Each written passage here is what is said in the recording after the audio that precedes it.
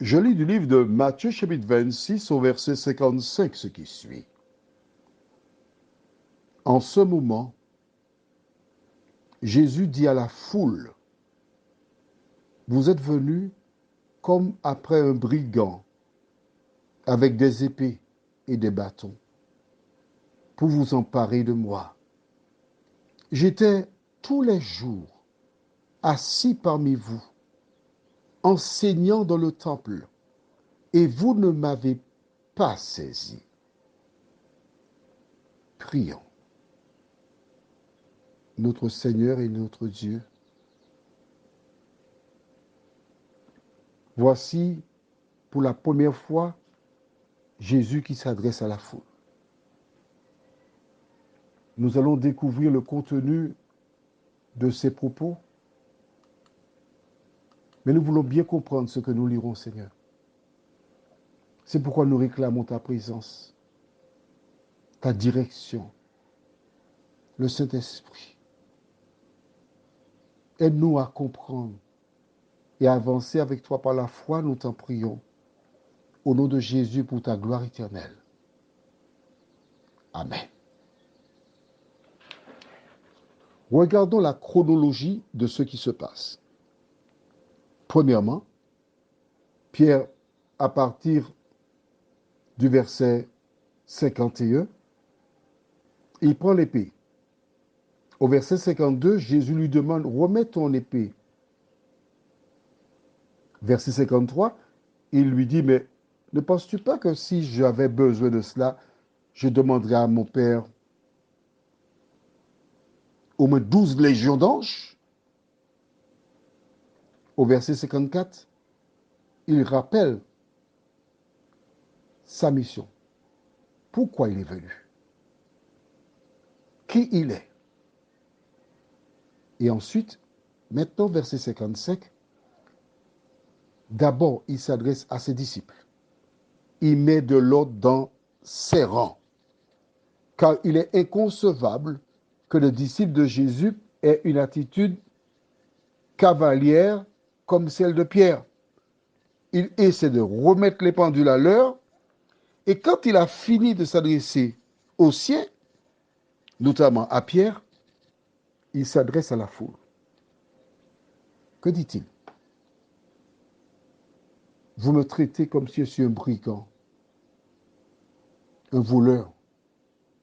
Pourtant, j'étais comment? Tous les jours assis parmi vous. C'est ici que nous avons la précision. Jésus était dans le troupeau.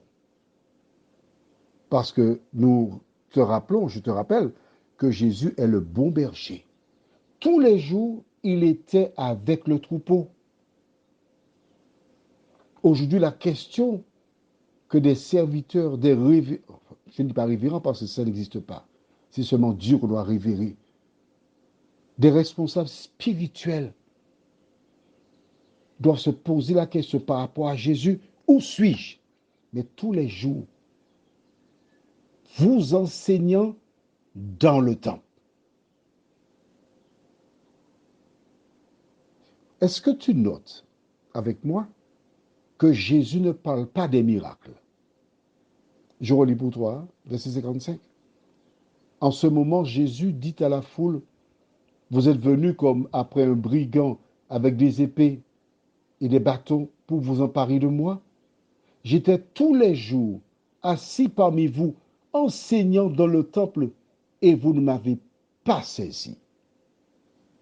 En clair, vous savez ce que vous faites. Hein? Vous savez que vous ne pouviez pas m'arrêter dans le temple parce que les gens vous ont empêché de le faire. Vous êtes venus en catimini, la nuit, comme si c'est un brigand. Mais la seule chose qu'il mentionne, je suis venu pour vous enseigner. Mais l'ennemi, sous-entendu, ne voulait pas que vous receviez l'enseignement. Prions. Notre Seigneur et notre Dieu, voici Jésus qui ne plaide pas pour sa vie. Jésus qui invite ces personnes à se remettre en question, à réaliser ce qu'elles sont en train de faire. C'est pour l'avenir, parce qu'il sait que les dés sont déjà jetés. Il sait ce qui se passera. Et toi, sais-tu ce que l'avenir te réserve? Prions. Notre Seigneur et notre Dieu, merci. Car la première mission de Jésus n'était pas pour guérir les malades, parce qu'il ne mentionne pas cela. Il parle de l'enseignement. Faute de soins, mon peuple périt. Faute d'enseignement. Seigneur, aujourd'hui, si beaucoup de tes enfants dorment profondément, c'est parce qu'ils n'ont pas d'enseignement. Merci de sensibiliser tes enfants, ceux à qui tu as confié les dons, afin qu'ils nourrissent ton peuple, nous t'en prions, au nom de Jésus et pour ta gloire éternelle. Amen.